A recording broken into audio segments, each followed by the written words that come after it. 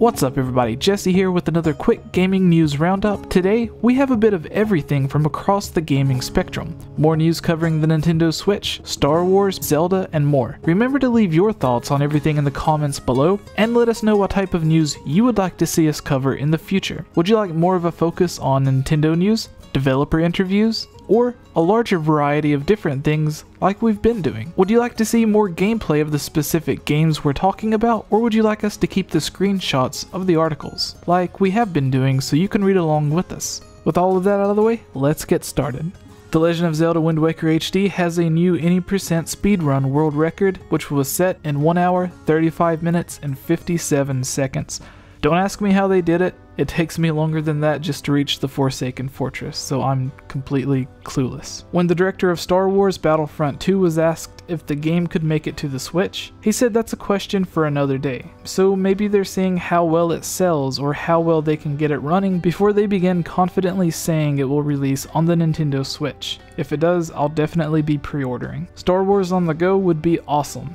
I'd expect an announcement at E3, and if we don't get it then, it's likely it won't be released on Nintendo's console at all. Star Wars Battlefront 2 Season Pass remarks cause a stir, which I find a bit odd. As I reported in yesterday's news video, Star Wars Battlefront 2 will have no Season Pass. Now, it seems the internet is complaining about that. And it makes me think back to the original game, where everybody complained the Season Pass was too expensive. Then, when Breath of the Wild Season Pass was announced, fans complained that it had DLC to begin with, even though it was 2 sets of DLC with a bonus immediate download, and was incredibly cheap compared to the actual game and the price of other season passes for other games. But now, people are complaining about not getting a season pass at all, so it's odd how people go back and forth on all of this. So it's kind of odd to me to see people going back and forth on all of this. Do people want season passes or do they not want them? It seems no matter what a video game company does, there's always going to be someone to complain.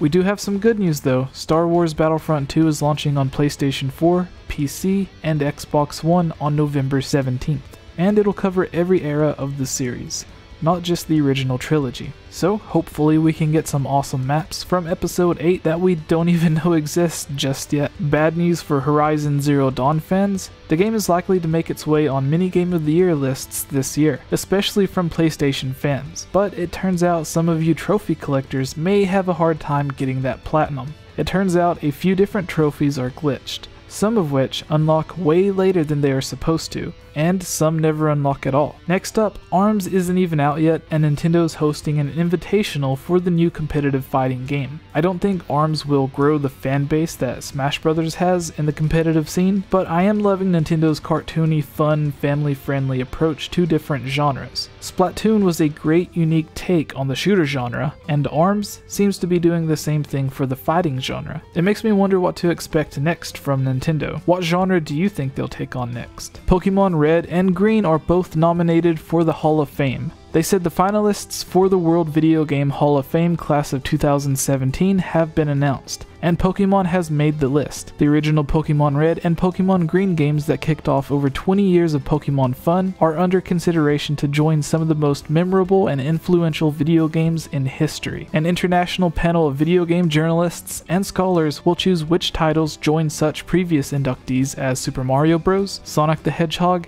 and Pac-Man. The final selections will be announced in May. I mean, if there's one video game that deserves a spot in the Hall of Fame, the games were good enough to create what seems like a dozen or more movies, that several of which went to theaters in different countries, an anime that's still on today, dozens of video games, one of the most successful card games, several manga and comic books, and one of the most popular mobile games of all time. I think that's more than deserving to be entered.